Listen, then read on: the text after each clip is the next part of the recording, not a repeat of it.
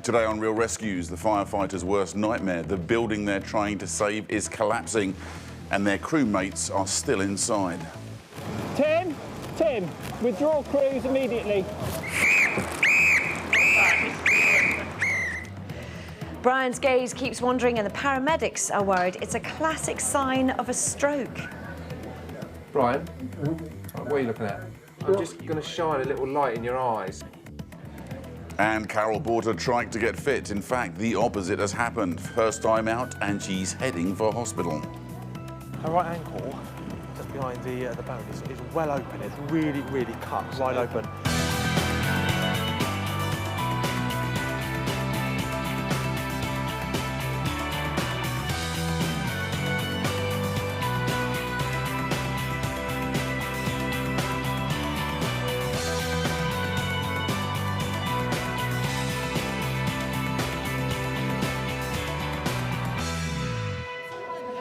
Hello and welcome to Real Rescues from the South Central Ambulance Control Room near Winchester. It's just one of 32 control rooms covering the UK, and as we speak, the team here are dealing with 999 calls from people under stress. It takes real skill and they save lives here every day. I mean, it is of course Friday the 13th. I know some of you might be superstitious. I want to find out if anything particularly unlucky has happened. Michelle's in charge. Michelle, can I interrupt you? I don't want to disturb you if you're busy. No, that's no problem. Friday the 13th, anything particularly unlucky going on? No, I'm not usually superstitious, but we have had a funny story. Well, it's not funny really, but a story whereby a car boot had fallen on somebody's head, and they did have a 3 to 4 inch gash on the head. They were treated at scene, so it wasn't serious. But if you want to be superstitious on Friday the 13th, you can put it down to that. You probably could. Thank you very much. We'll come back to you later if there's anything else. Thanks, Michelle. No problem. Nick. They're about to see some firefighters working in extraordinary and dangerous conditions. The disused building's in flames, but they've got to go in because derelict doesn't necessarily mean empty. The crew of Greenwatch are on an emergency call out to a fire at a big derelict house in the heart of a residential area of the city. 3 fire engines are on their way. Watch manager Sean Foster's in overall command. I've been informed that smoke issuing through the window in the roof.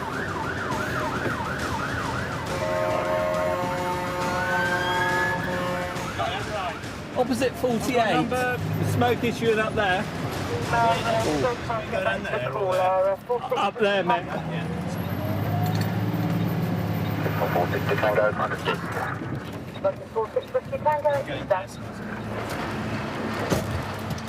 When they get there, there's thick smoke pouring from an attic window. Right, plenty of gloves, boys. Sean has minutes to come up with a plan to tackle this fire before it takes even more of a hold on this house and possibly others. We have a covering jet and everything out, boys. Get everything out ready. All right, I'll go round this way, Steve. The old Victorian house is all boarded up, but the fire crews have to get inside. Right, we're going to go through one of these windows, I think. There are signs that there's already been a break-in, so there's a chance people are in there. The adrenaline level does go up a notch or two. You kind of speed your thought process up and your actual actions up because the possible dangers of people being inside. You want to get in there as quick as you can to bring them out to safety. Sean, get in there. Go on then, if you want to start up, guys. Yeah. We're in. Richie Green and Liam Barry are going to be the first in.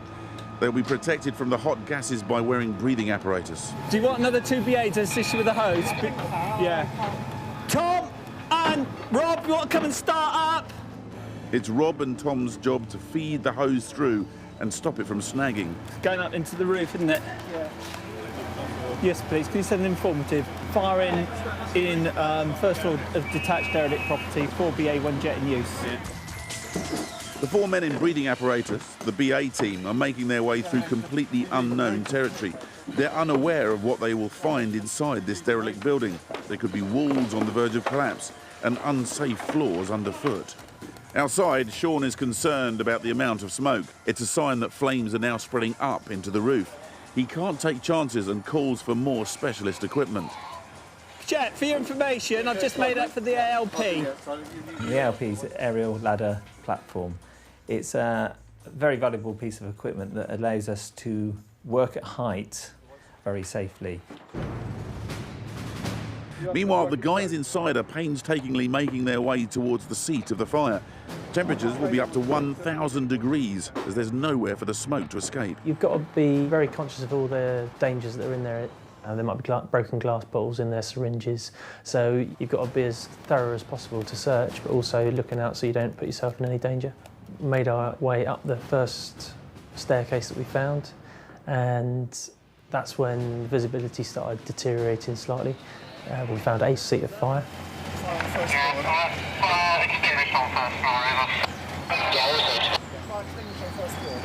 They haven't yet found any people inside, but they still can't rule it out. Sean is in constant contact with the breathing apparatus team.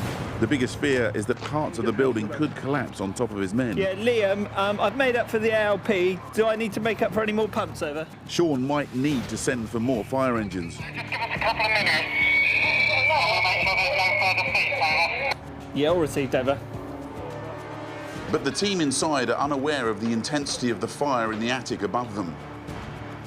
BA entry control informed us that there was still smoke issuing from higher up, so we called for a short extension ladder to make our way up into the loft area, which is where we found the main fire in the building. There was high levels of smoke. Visibility was minimal. We were on our hands and knees at this point because of the temperature levels were so high that we couldn't actually stand up. We crawled our way forward and tried to knock it back as best as we could. The smoke is now billowing out, filling the streets, and suddenly there are signs it's getting even more threatening. Flames have been spotted coming out of an attic window. Has it got up where, Stan? They might have knocked them down now, but they were coming out. We're going to have to start stripping that roof later. The side of it, they were coming through. Yeah, I'm going to have to make pumps through, I think, for this. Sean's made his mind up to call in another fire engine. It's clear from the ominous orange glow now visible through the smoke at the top of the building that the fire is escalating at an increasingly fast rate. The BA team are still in the attic, continuing their attack. Richie smashes a window to let out some of the poisonous hot gases. Sean has to decide how long his men could safely stay inside what is now becoming an inferno. And things are going to get even more dangerous for the firefighters before the day is over, as we'll be seeing it a little bit later. Now, Joe Crowley's here. Joe, throughout the series, you've been out with the paramedics for us and working with them or seeing how they work. What's really striking about what they do is every day they're dealing with people in really difficult situations, perhaps the worst day of their lives, aren't they? Exactly. I mean, I suppose it really captured my imagination. To some extent, they're very well trained, but there's no way they can be completely prepared for what they're going to deal with, because they've got no idea what's coming up. But they know before they go on shift that they're going to deal with someone that's having the worst day of their life, but they don't know who they are yet. You know, the paramedic knows they're going to meet them, so it's incredible, but they've got to be prepared for absolutely every situation. I like to think of them as the Swiss Army knives in human form. Yeah. And they can just, the great personal skills and an amazing medical skills as well. And I saw the medics in action when I spent a shift with senior paramedic team leader Ross Smith. Now, it's just a bike accident we've been called to, but it turns out to be pretty nasty. I'm in the rapid response car with Ross. A call has just come through for him. It's a lady in her 50s who's cut her leg, it says, badly. Is that life-threatening, Ross? I mean, I'm just curious why they're sending you to this at this stage. Just come off a push bike by all accounts, so maybe it's quite a deep cut. There might be another vehicle involved yet. Sure. Female come off push bike, but you know, we may not have mentioned that she might have been hit by a car, so you know, we'll obviously have to look at the whole picture when we get down there. As we approach, it doesn't look good. There's a lady still lying on the ground. Potentially an RTC. The police are already there and have managed to close the road. Hello, lovey. What's your name? Can I get in there, sweet? Carol, hello, my name's Ross, I'm a paramedic. Okay, can you just tell me briefly what happened? Wasn't your car? So you haven't been hit by a car or anything like that? No, you've just come off. Okay. Okay, I can see your leg in a minute. I'm going to deal with your leg in a second. Before I do that, have you got any pains in your head, your neck or your back? So it's really just your elbow and your ankle, yeah? Do you think you've actually done any damage to the bones of your leg? Okay, so let's just, if we can, just move you onto your bum. Just turn over so I can have a proper look at your leg. He's going to call for backup. I think he thinks this lady does have to go into hospital. It doesn't seem at this point that any other vehicles were involved. She wasn't hit by a car. She seems to have just fallen off. Actually, just behind, if we swing around, you can see her trike here. It's brand new. She's just got it. And unfortunately, she's had a bit of an accident. How did you actually do this on your ankle? What actually cut your ankle? Was it the pedal? don't know. I just felt myself go. It remains a mystery how the lady, Carol, cut her leg so badly. An ambulance has now arrived. Yeah, stretcher if you can, Rick, yeah. Carol's come off that bike there. Right here. Her right ankle, just behind the bone, is well open. It's really, really cut, wide open. And it doesn't look like it's actually deformed as far as bony problem, but it's a soft tissue injury. Carol's bought the bike in an attempt to get fit. She's kind of like wobbled and then fell onto her right side. And her ankle that's bleeding, that was trapped under the bike, and she obviously just didn't want to. So it was on top of it, sort of the bike? It was as if she was on the bike and just fell, right. Still sort of clutching it. So yeah, her right leg was under the bike, then the bike, and the left leg over the other side, yeah. That's going to definitely require stitches, okay? Don't know how many, but quite a few. Okay. You made a mess of it, have I? Yeah, it doesn't look too deformed as far as your bones go, so I don't think you've actually broken any bones. But still, we'll tell they might X-ray it anyway, because your ankle's quite a complicated joint. It's a brand new trike. I don't know, maybe she wasn't used to cycling with it yet, but luckily her son-in-law actually owns the pub, or at least runs the pub just across the road, so he's going to come and pick this up. That's all taken care of, so she can just focus on going with the ambulance crew. So the lady's in good spirits, actually. She's obviously a bit tender with her right ankle. Yeah. It looks quite nasty, to be honest with you, from a simple bike accident. But literally quite lucky on a busy road like this. She said she was going too fast, she applied her brakes, lost control, foot slipped off the pedal, and over she went. So she definitely needs cleaning up, stitches, and I'm sure she'll be home a bit later. He was absolutely right, wasn't he, Carol? It was nasty. What happened when you got to hospital? 12 stitches in my ankle. Yep. 4 in my elbow, because I landed on my elbow as well, and 2 nights in the QA. Goodness me, and some time off work as well? Yeah, 5 weeks off work. And all for a little bike ride? All for a little bike ride. Tell me about when the paramedics arrived. What were they like to you? Absolutely wonderful. Really, really helpful. The gentleman that just bandaged it up immediately. They'd already got me out of the tricycle and he just bandaged it up because it was just so painful. But when the big ambulance came, they hadn't seen it, so they were quite interested to see what had happened to it afterwards. Lovely.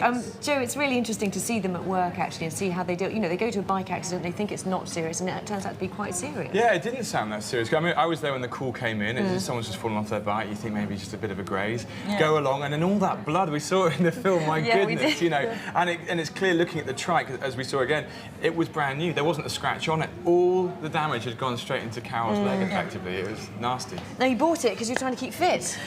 Yes. How's it going now? Are you back on your bike yet or not? No, not back on the bike yet. The ankle's still quite painful and not a lot of mobility in it. But as soon as I can get back on it, I'll be pedalling to work. Excellent. Well, thank you very much. Lovely to see you. I'm glad you're getting better at least. Yeah. Thank you. Thank you. You know, fascinating to stand here and listen to all the calls going on all around you. You can actually hear people picking up emergencies, advising people, keeping people calm and so on and so forth. I'm going to nip in a minute and see if I can catch up and see what's been going on this morning. Right, moving on. There are around 50,000 deaths a year in the UK from stroke.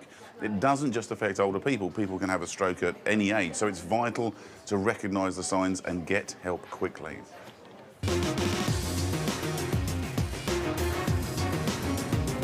Ambulance crew Neil Milam and Julie White-French are on their way to a 62-year-old man who's showing all the signs of a stroke.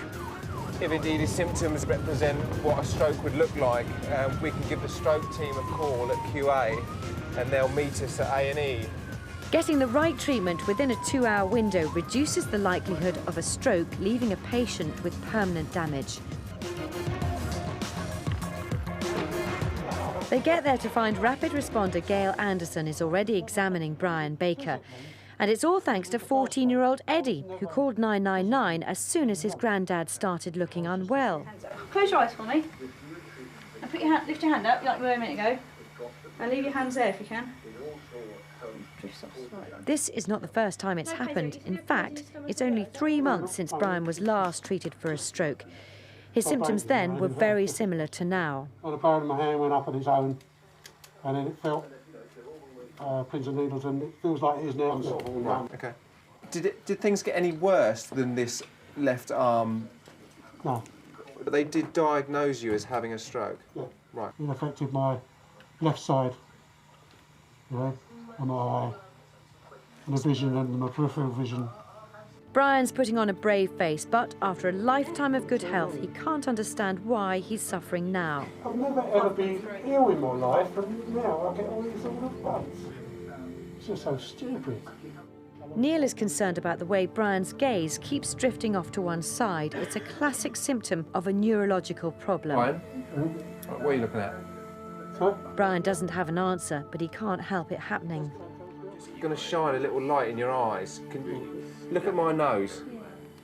All right, and just try and focus on my nose. It's clear from his symptoms that Brian does need to see the specialist stroke team at the hospital. Ready for a short walk out? No rush, Brian. Don't leap right? up, all right? We're Go just slow. going to take it steady.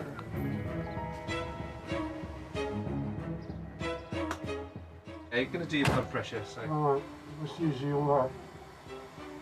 As Eddie gets strapped in, his granddad tries to lift their spirits with some banter.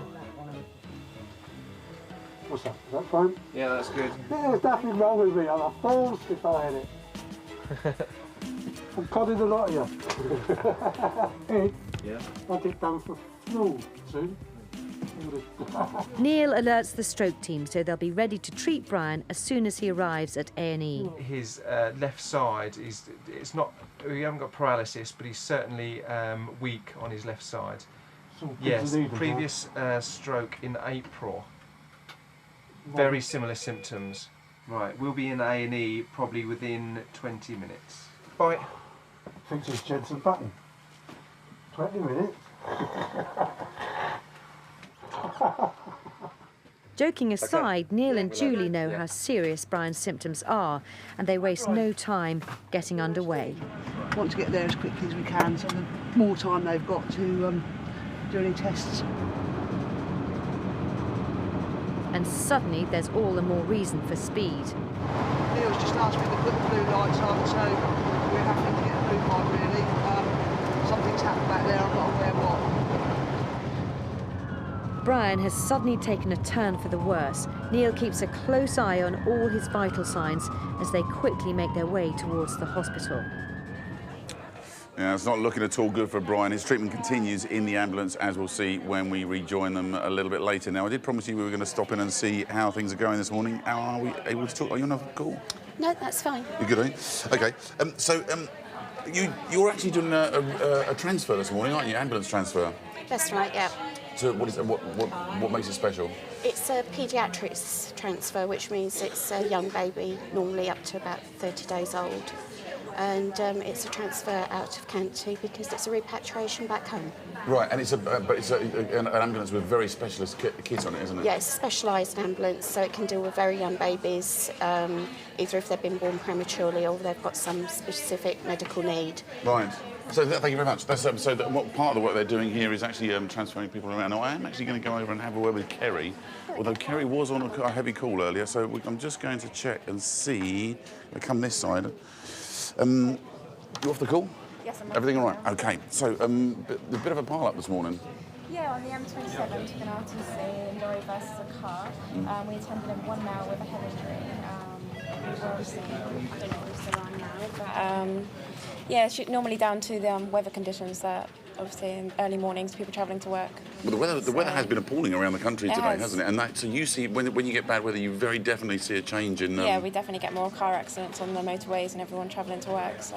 OK, smashing. Well, thank you for talking to us. I'll let you get back to it. In case you were wondering why you couldn't hear Kerry when we first started, it was because we couldn't get a microphone on her because she was too busy with her call. So I apologise for that if you didn't quite hear the start of the call. Still to come on Real Rescues, how to stay alive in a smoke-filled building. It's the firefighters' shuffle.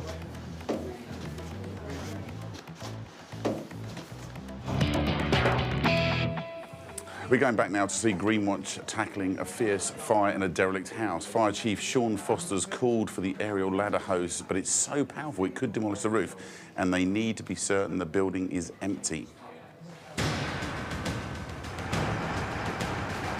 The fire is still raging out of control. It's broken through, look. Yeah. There are two teams struggling in soaring temperatures to fight the fire from inside the building.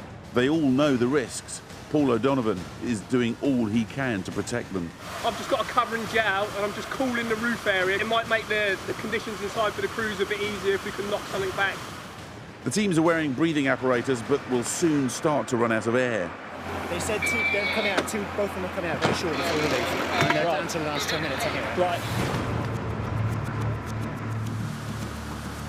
Well, I'm hoping to get the ALP and start to hit it with the ALP. Watch manager Sean Foster has requested the aerial ladder platform, which can aim water at the fire from above. Another pump has also arrived. Sean briefs 4 fresh firefighters who are about to take over from the BA team inside. For one, it's his first time working in this sort of building. All right, so have a look. If you want to start up, have a look. If you can't do it, you can't do it. Michael, have you been in a derelict before? No. Sharps, don't go on your hands and knees. Keep your gloves on all the time. If you think it's too bad in there, get out. The first team have made it out and have some good advice for Michael and his crewmate Paul. Be careful back to that skylight. It's stuff's coming down through there, right? But it's coming down through the ceiling as well. As you go up to the first floor, you'll see it, the ceiling's burnt through. Cheers. We got into the roof space and saw the fire from the inside there, but because it's a derelict building, we couldn't vent the place at all, so it was just like a sweatbox really, just absolutely smoky out there, couldn't see anything. Then we eventually found a window, managed to break that through from the boarding, because it had been boarded up from the derelict. And then we just had to retreat, because the flames just started catching us up. No sign of anyone in there. Well, there is sign of people in there. It's like a DOS, you know, it's like a DOS house. There's loads of sleeping bags up in there and pillows and syringes and stuff, so there are people in there, or were in there. They probably use it as a nighttime DOS. So you've got to look for people. The aerial ladder platform is now in place, but they can't start using it till the crew inside can report that there is no one else in the building. Its powerful jet could send the roof and walls crashing in. Guys, did you ever look round? Yes, yeah. And are you? Best as we could. But you're not 100%. We're not 100, no. On the top floor, we checked the whole top floor. The ground floor we didn't, because we just searched as we went. Right, so you get one team to search the ground floor then, Tim. Red Control to Red Team 4, I want you to search the ground floor for casualties. All received, over. We have searched the majority of the building. Unfortunately, due to the conditions, we're unable to search the top floor. I'm hoping, obviously, there's no one in the building. It's doubtful, but at this stage, of course, I can't be certain. The fire has now burst through the roof with flames reaching into the sky. 4 firefighters are still inside. If there's anybody in there you want to get them out, it's just collapse from the far right-hand corner. The gable end is just on the first floor. Tim, withdraw crews immediately. It's one of the firefighters' worst fears. Part of the building has collapsed. The critical point has been reached. It's too dangerous to leave the 4 firefighters inside for a moment longer. The whistle is a sign that everyone must get out. Only when Sean knows that everyone is safely out will he give the signal to start pouring water onto the roof from the aerial platform. Are you all out, guys? Good man. The firefighters have got out safely and they have good news to report. Before the teams pulled out, the ground floor team had a good chance and they thoroughly searched the ground floor and nothing there. Right, OK, thanks for that, Tim. Now that they're sure that there are no casualties inside, the big guns can move in. A pump is now pouring 5,000 litres of water per minute from the aerial ladder platform onto the roof of this old house. The aerial ladder platform was used to strip the roof to enable the fire to ventilate, which allows a lot of the heat out of the roof space. It's like a water cannon. You have to be careful that you don't hit the firefighters with the water because it causes all sorts of injuries, and so you have to consider your tactics very carefully. Paul Beckett was one who got up close to the fire inside.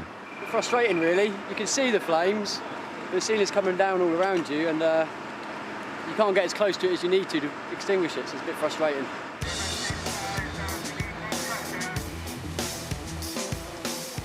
There's no chance of saving this old house now, so all the water power is outside aiming in. We've got a jet working over to my right, and we've got a jet at the back of the building. We're also using the ALP and the monitor from the ALP to try and suppress the fire in the roof. The power of the water jet from the platform is clear. It actually demolishes a brick wall. They're utilising a flat roof behind the main building. Made an access down the side there and down the side here. They've put a ladder up the back so we can attack it from both sides. It takes almost 3 hours to get this fire under control. But the crews will be here for a while longer before they can be sure that none of the hotspots will reignite. Well, once things had completely cooled down, the investigators were able to go in and they found that the fire had started in more than one place, so it was definitely a case of arson. Well, I've got Richie, who was there, and Adam as well from Hampshire Fire and Rescue. Hi, both of you. It was a really serious fire, that, even for you guys, wasn't it? Yeah, it was... To begin with, we didn't think it was too bad, but once we got into the building and into the loft space, we then realised it was quite a serious fire. And tell me about the heat. What kind of heat was in there? What would it be? It was up to about 600-700 degrees Celsius, so that was kind of the temperatures that we train at. So it was kind of going back to our training days and into that kind of temperatures again. Is that the hottest you've been in, do you think? Yeah, it's one of the... I'd say it's definitely one of the hottest temperatures I've been in. Yeah. And you were right up in the roof, weren't you, when they started seeing the ceiling coming That's right, down? yeah. So you didn't know what a precarious situation you were in, actually? No, I mean, when I was up there, we were just trying to do the job and put the fire out, but then we had radio messages from the crews below us telling us that the fire had started affecting their ceiling, so it was our floor space. So they were radioing through to us to maybe think about getting back down into safety. Do you hear those whistles? Do you hear, I mean, we heard them on the film there. When you're in a fire situation, do you actually hear that and realise, right, this is time I've got to go? You can hear the whistle. You do have the sound of your breathing apparatus and the fire and the water and things, so you do have to keep a keen eye on it. But yeah, you can always... And how hot are you? I mean, I know that obviously your clothing protects you, but how hot are you inside those suits? You do get fairly hot, obviously. Sounds kind of understatement, isn't it? The temperature is about 600-700 degrees, but the clothing is designed to keep you away from those temperatures and protect you from being burnt, and it does the job. Okay, brilliant. Well, there are also special techniques for getting around safely in a smoke-log building, and I went down to the fire training ground to find out. Now, I've come to visit what they call the smoke chamber, and it's been done up like a kind of series of flats or apartments, little apartments all over the place, and this is where the firefighters train. But when they train, it's not like this. They turn out the lights, they fill it with smoke, and they heat it up. So can you imagine? You wouldn't be able to see a thing, and you've got to try and put out a fire and also find anybody who's perhaps in danger. So how on earth do they get in and out? How do they do it? I've got Dave and Mark here. Now, guys, what on earth are you doing, Dave? I'm searching with the front of my hand so I don't bang into anything. Right. I'm keeping this hand in contact with the wall, so at all times I know where I am, because it's really important I don't get lost. Sweeping with my feet to make sure there's no holes in the floor that the team could fall down, and making sure that my path is there, and also at the same time checking with my feet there may be a casualty on the floor that's unconscious. Now, it looks a bit silly when we come to you like that, but this saves lives, doesn't it? It's really important, isn't it? Vitally important. Firefighters in smoke, it's not like the television, you cannot see your hand in front of your face. So therefore, we've got to do everything by touch and by feeling. You can't see anything, you can't smell anything, you can't taste anything. It's the only way to do it. OK, and normally you'd be wearing breathing apparatus That's as well, yes. wouldn't you? So you come in with your right hand, that's fine. Yes. How do you know your way out? Once, if you find a casualty or we're coming our way out, we literally just turn round and put our left hand on the wall. And you go out the same way? Go out the same way. So the only real ways you can communicate is by touch and just a little bit of hearing? That's correct, yes. So how on earth do you find somebody, for example, who's in the middle of a room, not in a corridor like this one? Should we go into this room and I'll demonstrate Go for on, you, let's have a Louise? look then. Do you want to talk me through it, Dave? Yes. I'm still in contact with the wall, and Mark spreads out to my left. We still do the BA shuffle. And we move forward, searching everywhere. Rest. Casualty. Casualty.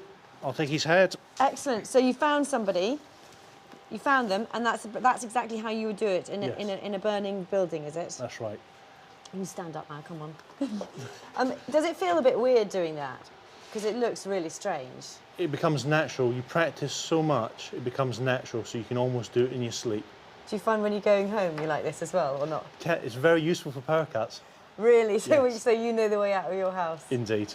OK, well, that's brilliant. Thanks very much for showing us. No problem.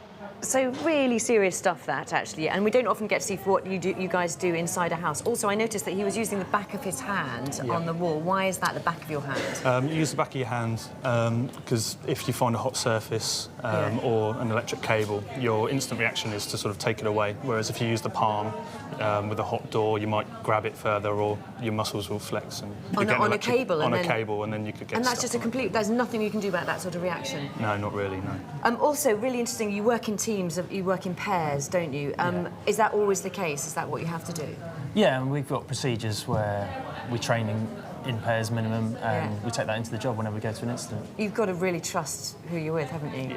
Yeah, we do train a lot together, so it's always the same watch, it's always the same guys, so you get to know everyone's strong points. Right. And you're literally holding on to each other as you're going around those walls. Yeah. Very interesting to see all of that. Thank you very much for coming to see us. No worries.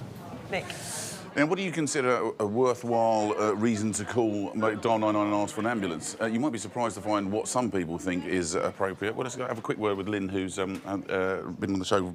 Sorry, Julie, who many times sorry, Julie, I'm getting my names mixed up now. It's okay. What are the calls? What have people called up for an ambulance for? Inappropriately cut fingers, split toenails. A split toenail. A split toenail. Batteries run out on mobility scooters.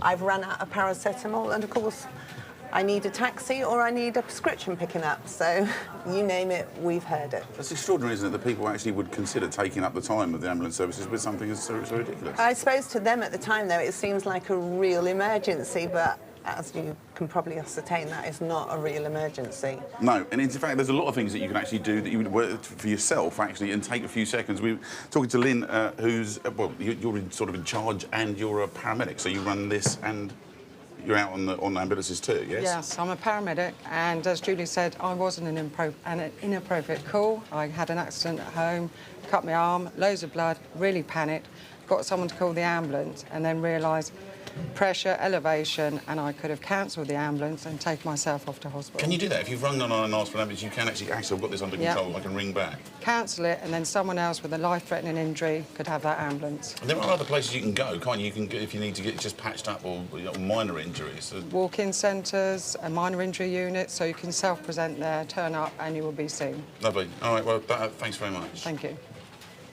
So, when we last saw Brian Baker, he'd had a suspected stroke and was on his way to hospital. Things had just taken a turn for the worse. On board the ambulance, Brian's condition has suddenly deteriorated. His colour has changed and his temperature has shot up. It looks like he could be about to suffer a massive seizure.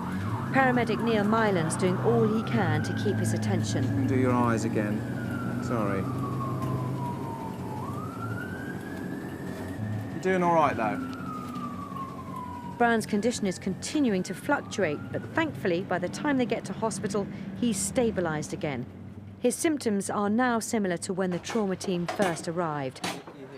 Ruth Davies, the stroke coordinator, is on hand to do an immediate assessment. His grandson saw that he was, he said his vision went a bit strange, and then he didn't know where he was. He was asking where he was all the time. It must have improved since we got there because lots of bravado when we were there. Sure, there wasn't anything wrong, but definitely a weakness on his left side. And he's got this, that gaze that he keeps doing, and that's what we went off in the back of the ambulance a little bit, unresponsive. Ruth helped treat Brian last time he was in. And when you came in last time, it was your vision that was the main problem, wasn't it? There wasn't any other problems with your arms or legs or speech at the time. I think it was just all visual problems, wasn't it? We've tried to stand and walk as well, and he definitely is leaning towards that. Ruth needs to work out whether Brian's a suitable candidate for an emergency clot-busting drug. Can you give me a big smile? OK, lovely. Thank you very much. Show the teeth. It's all right. It's all part of this fast assessment, you see. We do this quick assessment. We can do look at your face, look at your arms and listen to your speech. And we're just doing a very quick assessment from that point of view. Can you put your arms out like that for me? Keep them there, but close your eyes.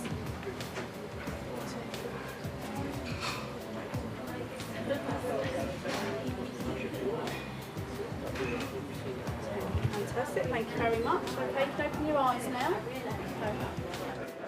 Brian gets moved to a cubicle to prepare him for a scan. Ruth takes time to reassure grandson Eddie that he's taken all the right actions. Don't worry, it's in the right place and you did the right thing. So did you phone the ambulance, did you? Yeah. You did all the right things, so it's great. It's just what we wanted, all right? It's all thanks to the speedy action of 14-year-old Eddie that Brian has the best chance of recovery. Well, he started telling me he feels funny, he can't feel his arm. And then he started looking off to the distance, so I was thinking, oh blimey, what's going on? And then he told me he can't see. He's telling me, where am I? He didn't know where he was, so I phoned the ambulance. Brian will now have a CT scan to find out exactly what's going on in his brain so they can get him onto the best treatment. Brian was definitely having a stroke that day. He was kept in hospital for 2 weeks where he had 2 more small seizures, but he's back at home now. Ruth, strokes, I'm not sure people understand strokes as much as they do heart attacks. So what is a stroke? Stroke is a sudden interruption of the blood supply to the brain, which can either be through a blockage or through a bleed. So it is like a sort of brain attack. I mean, it's very similar to a heart attack, just in the brain. Mm-hmm, yeah. But you can't always tell. What are the signs that someone is having a stroke? Because it is key to recognise that, isn't it? Yeah, and that's why we're really key for the fast assessment. So visible things can be like a facial weakness or an eye drooping. Well, we saw the assessment that was going on in the film there, which was very good. But what's interesting is, I was particularly taken by this thing about the eyes looking away all the time. Yeah. Why is that a sign? You can get, it depends on what part of the brain's been affected. If it's affected the, what they call the occipital part, where the eye's been affected, you can just not have vision on the left or right side. So physically they look well, but they may not actually see that side of their, you know, they may be walking down the street and not actually see to the left or to the right. So character changes are really a sure sign as well, personality change. Yeah, people's emotions can be totally altered. People can be so out of character what their normal self is like. And that obviously has a huge effect on the family and friends and so on. The key thing, my father had a stroke, and when he had it, the people thought he was drunk. Yeah. So that's could be another sign. Yeah, slurring of speech, so, and they may not get the words out coherently. So there is a key drug, isn't there, that if you can administer, is it within 3 hours? 3 hours, yeah. It's a clot-busting drug, and it has to be literally given within 3 hours of a witness onset. So if somebody woke up with a stroke and we haven't got a clarified time, we won't be able to give it. But if we've got a witness account, and there's other criteria with it, but if we can actually give massively reduce the amount of recovery can be absolutely amazing. Yeah. Which is standard. So that's why it's so important for you to be able to recognise a stroke, or if you think someone is having a stroke, then to actually, you know, definitely get them checked out straight away. Absolutely, All right, smashing. Thank you very much. Nice talking to you. Thank you. Now, a playground should be a safe and happy place, but every year there are 150,000 accidents to children. Ambulance crew Cheryl Hopper and Dan Friend are on their way to help deal with one of them.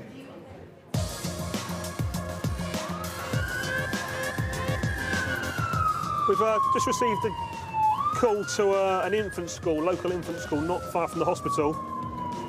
And the information we've got so far is that there's a female aged 9 who's apparently fallen off of a gate. The gate is nearly 2 metres high. That's a long way for a 9-year-old to fall. Dan and Cheryl waste no time getting there. When they arrive, another ambulance crew is already at the school. They called for backup when it seemed like young Morgan Middleton would have to be lifted back over the fence on a stretcher, but thankfully a security guard has now opened the gate. Hello. There we are, all done. She's fallen off onto her friend. Right. Straight backwards off the top of that railing behind you. Right. So it's got a painful left shoulder. Is it on top of the shoulder? Okay, so... They've already put a collar on her in case she sustained a serious neck injury. Now they need to strap her onto the stretcher before they can move her into the ambulance. Right, I'm not going to do that too tight. Nice big deep breath. That's it. Does that feel all right? Yeah, cool. The plastic blocks will keep Morgan's head completely immobile for the journey to the hospital, but it's all quite scary for a little girl. The team let her know what's happening every step of the way to keep her calm. Another one across your forehead to just stop you from moving about, okay? Because it's very shaky in the back of our ambulance. Ready, steady, lift.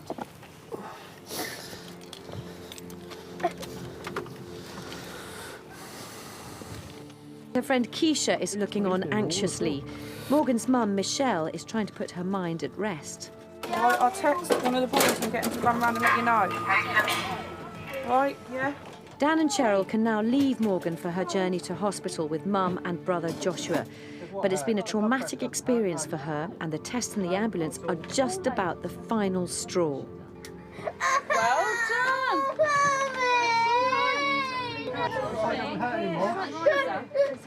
The ambulance crew are doing their best to reassure her. It's all done now. It's not as bad as falling off the fence, was it? No. So there you go, all done now.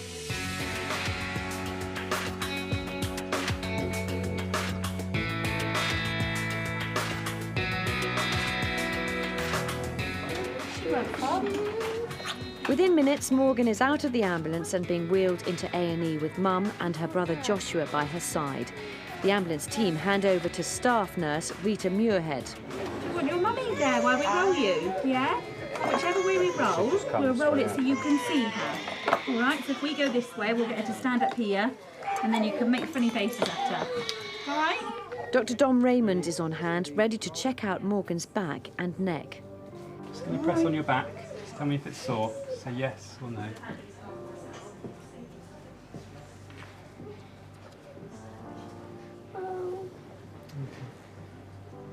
Just there.